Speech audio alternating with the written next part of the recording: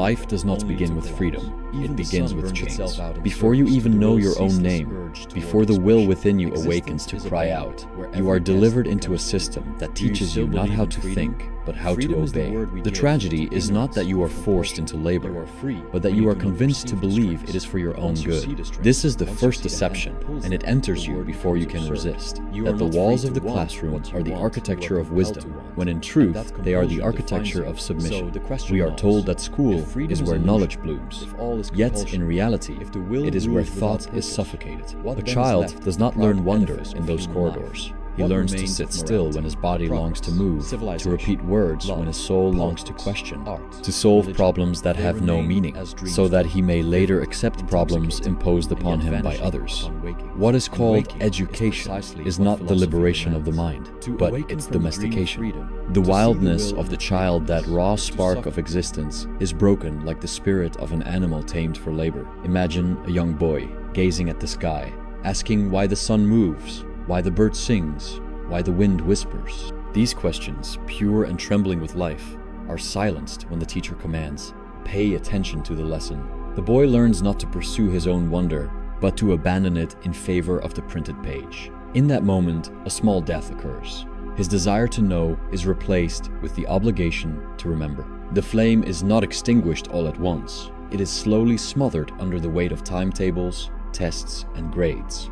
School does not merely prepare you for the world, it conditions you to endure it. You are drilled into endurance, molded into usefulness, praised when you conform, punished when you resist. The so-called lessons of arithmetic and grammar are secondary. The true curriculum is obedience. To raise your hand before speaking, to sit in silence for hours, to swallow boredom like medicine, these are the first rehearsals for the deeper servitude of adulthood. Childhood is not protected in school. It is sacrificed on the altar of productivity. And what is the result? A man or woman who enters life not with a free mind, but with a conditioned one, trained to seek permission, to fear mistakes, to measure their worth in grades, salaries, and titles. The prison of adulthood is built upon the invisible prison of childhood. The desk becomes the office.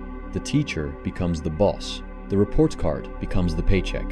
You believe you have escaped, yet the chains were soldered long ago. We speak often of trauma as sudden catastrophe, but there is another kind of trauma, the slow erosion of spirit, through repetition, conformity, and endless small humiliations.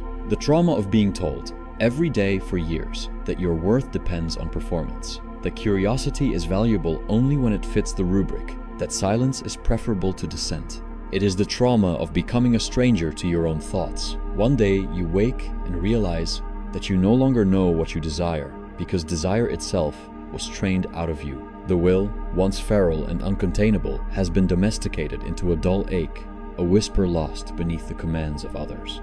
This is what school accomplishes, not enlightenment, but obedience, not growth, but diminishment, not freedom, but docility dressed in the language of success. And so I tell you this, school does not educate, it indoctrinates. It does not give you knowledge, it gives you conditioning. It is not a sanctuary of the mind, but the first factory of the soul. A child sits at a desk, restless, his legs aching to run. The sunlight outside flickers against the glass, a silent invitation to freedom. Yet he cannot move. He must endure the lesson, endure the monotony of numbers or names that mean nothing to him. He is told, this will matter one day. But what matters to him now is strangled in silence. His body screams with vitality, but he is rewarded only when he denies it. Thus, he learns the cruel paradox. To be praised, he must betray himself, and so he complies. He learns to suppress his natural impulses, to sit still when he wants to leap, to repeat words he does not believe, to chase grades instead of truth. What is this but the rehearsal of adult life, where men suppress their rage at the office, where women smile when their souls ache, where all bow before the altar of duty? The child who is trained to deny himself becomes the adult who does not even remember what he has denied. Consider the story of Anna, a girl whose mind burned with questions. She once asked her teacher why the history book contained only the voices of kings and never the cries of those they ruled. Instead of applause for her insight, she received a reprimand. Stay with the lesson, do not deviate. In that moment, Anna learned the unspoken law. Truth is less important than obedience. She closed her mouth, she hid her wonder, and she wrote the essay that pleased the teacher. Years later, Anna works in an office. She is praised for her reliability, for her diligence, for her silence. Her childhood question still echoes in her, but she no longer asks it aloud. Or think of David, who loved to draw. His notebooks filled with creatures and landscapes his mind invented. But school did not want his visions. It wanted equations, spelling tests, and neat margins. His teacher scolded him, "Stop wasting time with doodles. Focus on real work." And so David abandoned his sketches, and with them, part of himself. Now he scrolls endlessly on glowing screens, consuming the images of others, never daring to create his own. The flame was not extinguished by chance. It was suffocated deliberately in the name of discipline. Here lies the paradox. School claims to protect the child from the pain of ignorance. But in shielding him from that natural struggle, the raw discomfort of searching, failing, and finding truth on his own, it inflicts a deeper wound. The child does not learn how to suffer fruitfully. He learns only how to obey. He avoids the pain of uncertainty, but inherits the greater suffering of never thinking freely. We humans flee from discomfort as if it were the enemy. Yet, it is this very avoidance that changes us most. The boy who is told never to question grows into the man who never doubts his prison. The girl who is taught to chase approval grows into the woman who cannot endure rejection, who measures her worth by the gaze of others. By avoiding the small pains of curiosity, of defiance, of true learning, we accept the far greater agony of living inauthentically. And still, we call this education. What irony that the schoolroom, presented as the cradle of thought, is where thought first dies. The institution of school is not an accident. It is not a benevolent gift from society to the child. It is the silent workshop where society forges its servants. Behind the blackboards and textbooks, there is a hidden blueprint, not for knowledge, but for conformity. The child is not asked, "Who are you? What burns within you?" The child is asked instead, "Can you fit the mold we have prepared?" Look closely, and you will see the structure. The bell rings, and all movement ceases. A herd is shuffled from one room to another, trained to respond not to their own rhythm, but to an external command. The schedule slices time into units, as if to prepare the child for a life where every hour is sold. Grades are assigned, not as measures of wisdom, but as currency of obedience. They reward memory, not thought, compliance, not originality. The classroom is the prototype of the factory. Rows of desks mirror rows of machines. The teacher's gaze mirrors the foreman's supervision. The test mirrors the performance review. The report card mirrors the paycheck. Childhood is not cultivated, it is harvested, converted into the raw material of labor. Do not believe the myth that this system exists for enlightenment. No, it exists to feed the machinery of society, to ensure that workers obey, that citizens comply, that no one dares question the order of things. It is not knowledge that threatens power, it is independent thought. Thus, school teaches you the opposite of philosophy. It does not teach you to ask why. It teaches you to accept because. The cruelest part is that it dresses itself in noble language. It speaks of preparing you for success, of teaching discipline, of building character. But this is mere camouflage. Success means submission to the rules of the game. Discipline means the erasure of your will. Character means the polished mask you wear, so that others may never glimpse the truth of your despair. And yet, most parents deliver their children willingly into the system, believing they are doing what is best. They too have been broken by it. They too were once children staring at the clock, longing for release. They learned that obedience earned survival, and so they passed the ritual on, like an inherited wound. The architecture of school is the architecture of society itself, a labyrinth where each generation teaches the next to mistake captivity for safety. And the deeper tragedy is this: by the time you are old enough to see the bars, you have already been trained to love them. What begins in the classroom does not end when the bell rings. It burrows inward, lodging itself in the psyche like a splinter that festers in silence. The child who was trained to sit still does not simply grow restless. He grows anxious in the presence of his own impulses. He mistrusts his own instincts, as if freedom itself were dangerous. And so, by adulthood, he is no longer chained by others, he is chained by himself. The mind becomes a battlefield of invisible demands. Do better, be faster, please them, do not fail. These commands echo in the silence of adulthood because they were first inscribed in the silence of the classroom. The result is a constant state of tension, as if the soul were always under examination, always waiting to be judged. This is why so many live in quiet dread, never sure if they have passed the test of existence. Consider the sleepless worker who stares at the ceiling, haunted by deadlines that carry no meaning beyond survival. His anxiety is not new. It is a continuation of childhood, when every forgotten homework assignment was treated like a crime. He does not know rest, because rest was never allowed. He knows only performance. He drags the classroom into the office, the exam into his own bed. Or, think of the young woman who fears rejection so deeply that she never dares to reveal her true self. She learned this long ago, when the wrong answer brought ridicule, when a question outside the lesson brought silence. She carries this wound into every conversation, every relationship. Better to remain agreeable than to risk humiliation. Better to be silent than to be seen. And what of the countless adults who look successful, who smile in photographs, who repeat the rituals of social life yet beneath the surface feel nothing but emptiness? They followed every rule, passed every test, earned every approval, yet the prize is hollow. They possess diplomas, careers, and titles, but not themselves. What they lost in childhood cannot be restored by accolades. They are, in truth, exiles from their own essence. Here the paradox sharpens into cruelty. The system promises to prepare you for life, but in truth, it prepares you for despair.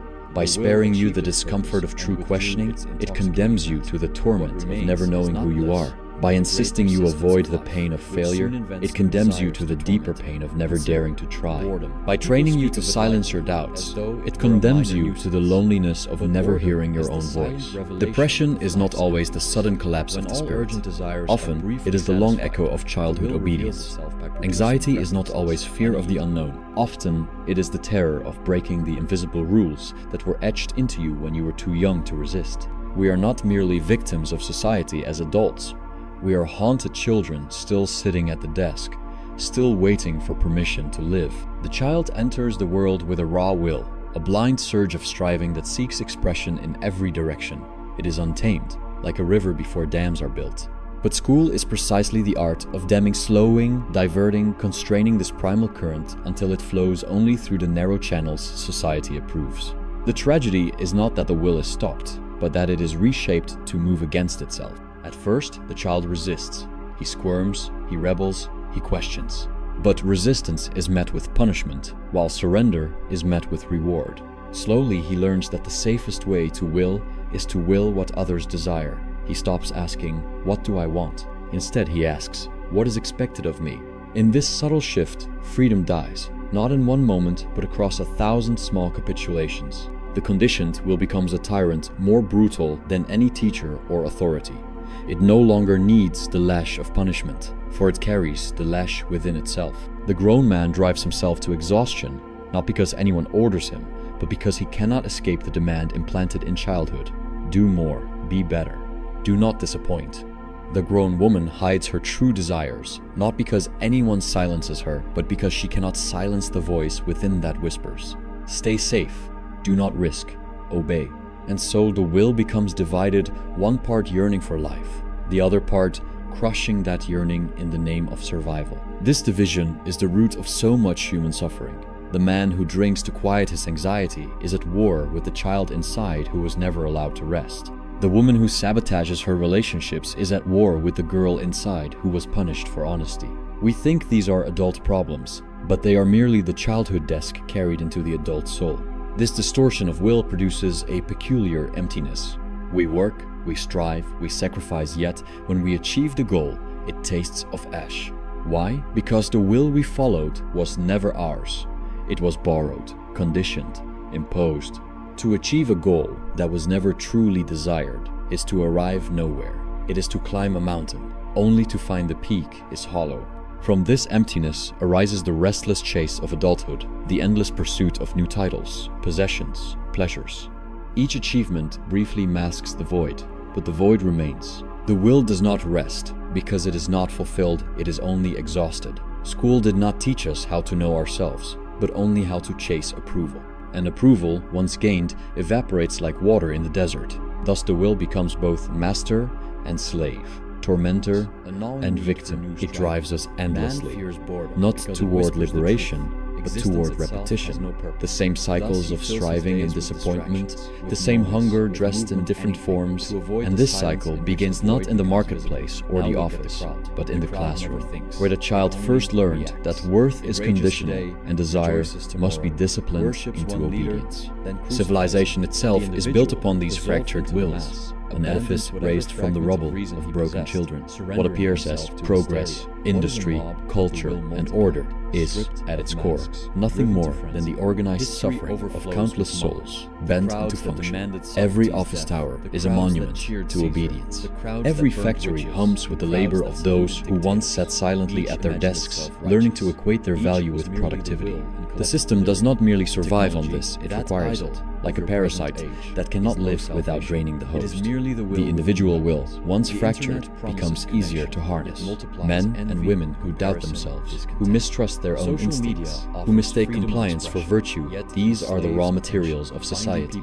Their restless striving feeds economies. Their fear of rejection feeds institutions. Their inability to stop feeds the engines of progress. What is praised as order and prosperity is in truth the exhaustion of billions who never had the chance to know themselves.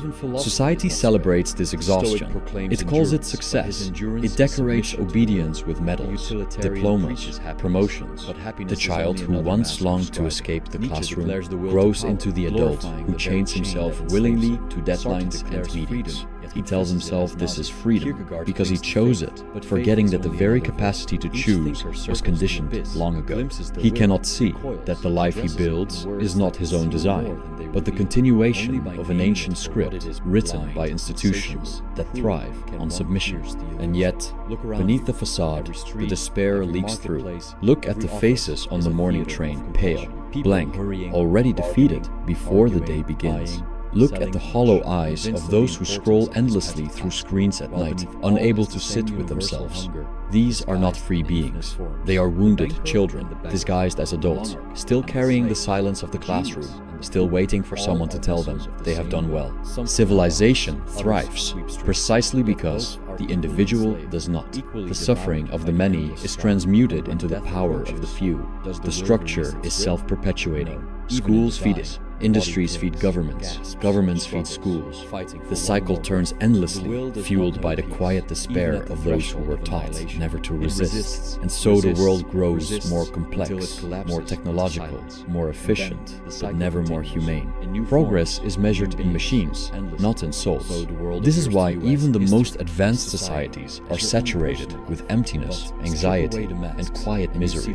They mistake expansion for meaning, consumption for fulfillment, obedience for morality. They do not see that their entire architecture rests upon the mutilation of the will, generation after generation. What began with a child forced to sit at a desk ends with an entire civilization forced to kneel before its own illusions. And in this recognition, a darker truth emerges. The suffering is not an accident of the system, it is the foundation. Without broken wills, there would be no order, no economy, no progress. The very stability of civilization depends upon the quiet despair of its members. The greatest theft school commits is not of time, nor even of freedom, but of the mind's natural dignity. A child's thoughts arrive unbidden, wild and luminous, like sparks rising from a fire. But the classroom declares these sparks unworthy unless they can be shaped into answers that fit a rubric. Thought itself becomes currency valid only when it pleases authority. What was once a living flame becomes a dim lantern, carried through corridors where originality is forbidden. This destruction is subtle, for it cloaks itself in noble words. We are told that school teaches you how to think, but in truth, it teaches you how not to think, how to ignore the questions that burn, how to parrot what pleases the examiner, how to dress curiosity in the uniform of conformity. By the time the child leaves the institution, he no longer trusts his own intellect. He measures the worth of every idea against the imagined voice of the teacher, still lingering in his skull like a ghost. The mind becomes trained to recoil from itself. A young boy who once asked why at every turn now hesitates before speaking, unsure if his question is valid. A young girl who once invented stories in the dirt now censors her imagination, fearing it will be called childish. The destruction is complete, not when the school silences the child, but when the child silences himself. This inner censorship follows him into adulthood, so that even in solitude he cannot escape it. He writes, but edits before the words are born. He dreams, but dismisses the dream as foolish before it can take shape. This is why so many adults struggle to think independently, to form judgments without leaning on the approval of others. It is not that they are incapable, it is that they were trained, year after year, to distrust their own minds. The greatest prison does not need walls. It only requires that its captives believe they are unfit to live outside it. School achieves this not with chains, but with constant comparison, constant judgment, constant grading. And thus, the paradox sharpens again. The very institution that claims to cultivate intelligence ensures that most minds never mature. It does not foster wisdom, but stunts it, leaving men and women brilliant at following instructions, but incapable of facing truth without guidance. They are educated to fear their own freedom of thought, as if thinking for themselves were dangerous, even shameful. The mind, once broken in childhood, rarely recovers. And this is the silent catastrophe. Not that children leave school ignorant, but that they leave alienated from their own capacity to think. They are taught to memorize the thoughts of others, but never to dwell in their own. They inherit knowledge without ownership, truths without understanding, and judgments without reflection. The spark of intellect remains buried, flickering beneath layers of obedience, waiting for silence that never arrives. When the mind has been bent from the beginning, adulthood becomes a theater of distraction.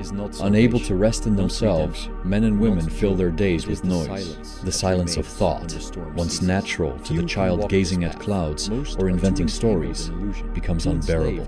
To sit quietly is to hear the faint echo of the questions once forbidden, the desires once mocked, the mind once silenced.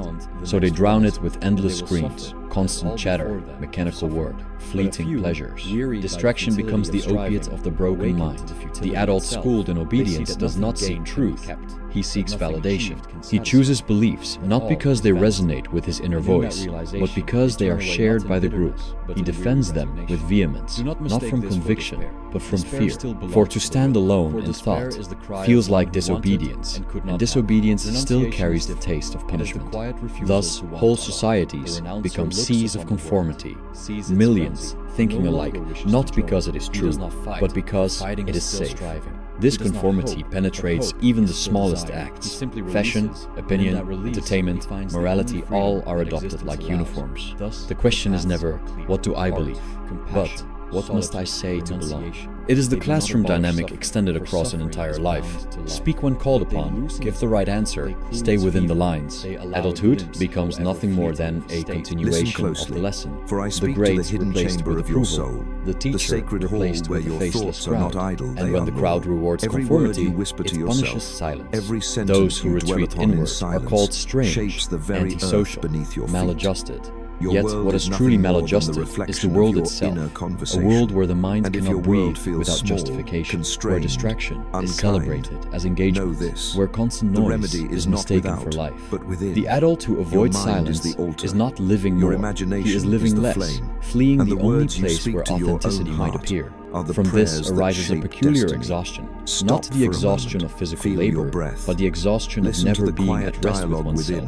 A society built on broken minds produces citizens who are constantly busy, constantly consuming, constantly running from themselves. And yet, beneath the frenzy, there is nothing, only the emptiness of a child who once longed to think freely and was told it was wrong. This is the afterlife of schooling, a humanity incapable of silence, terrified of solitude, desperate to be told what to think, what to do, what to want. Minds that might have flowered into philosophers, poets, visionaries, are instead reduced to mirrors, reflecting only what others expect to see. The tragedy of school is not confined to a single child. It breeds is its not own distant. perpetuation. It is The here, child who learns to within. obey grows into The the soil adult is who demands fertile, obedience. but only for He does what you not recognize plant. his wounds. Seeds He of mistakes doubt them bear for thorns virtues. and shadow. He believes Seeds discipline of is faith strength. blossom into Silence towers is of respect. light. Conformity Seeds of is imagination, safety. And vivid so, and alive, when he becomes a parent, yield fruits he delivers of his own infinite child abundance. into the same The law corridors, is simple. believing he is What you doing what speak must to be your- done. What he suffered becomes what he defends.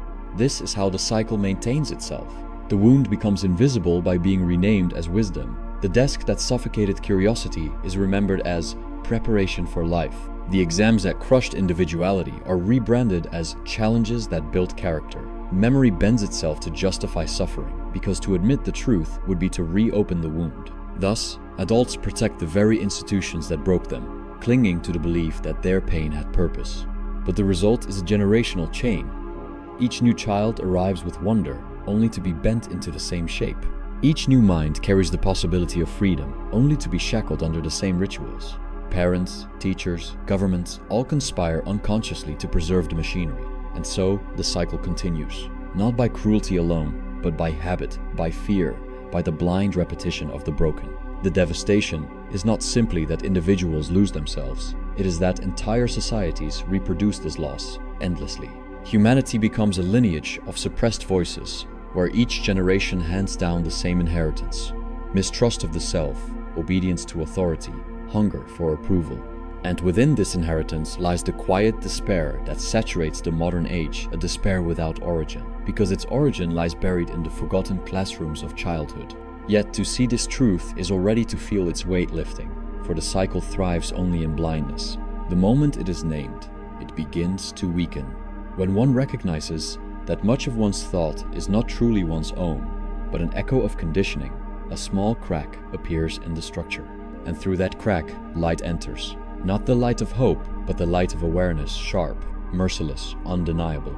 You were told that school gave you knowledge, but what it truly gave you was fear. Fear of yourself, fear of your own thoughts, fear of the silence where truth lives. You were told it prepared you for life, but what it prepared you for was submission.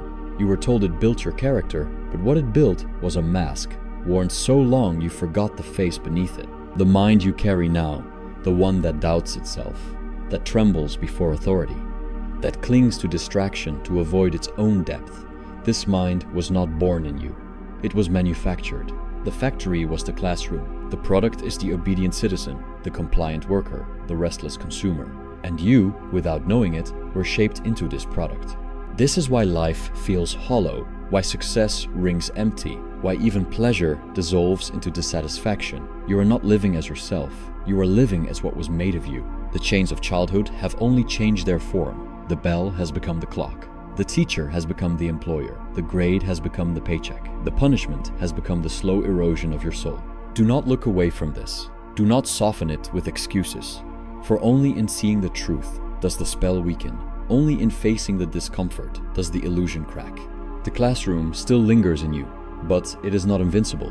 What was constructed can be dismantled. What was trained into you can be unlearned. The silence you once feared can be reclaimed as your own. But the price is high. To reclaim your mind, you must confront the abyss of not knowing who you are.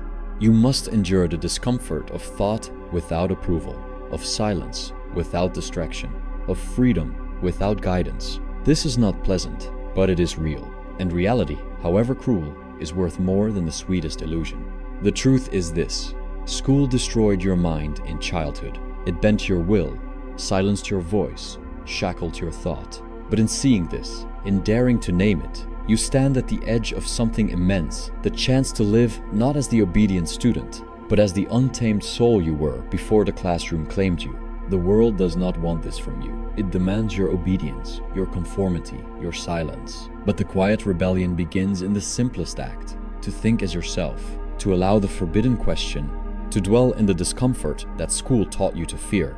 So face the silence. Let it burn. Let the old commands echo and dissolve. Reclaim the mind that was taken from you, not tomorrow, not in some imagined future, but now in this very breath. For only here, in the sharp clarity of discomfort, does authenticity begin. And beyond it, there is no lesson, no teacher, no grade, only the vast, unmeasured space of your own being. And here, at last, the lecture ends. not with comfort, but with the vanishing of illusion, like chalk dust fading into air after the blackboard is wiped clean.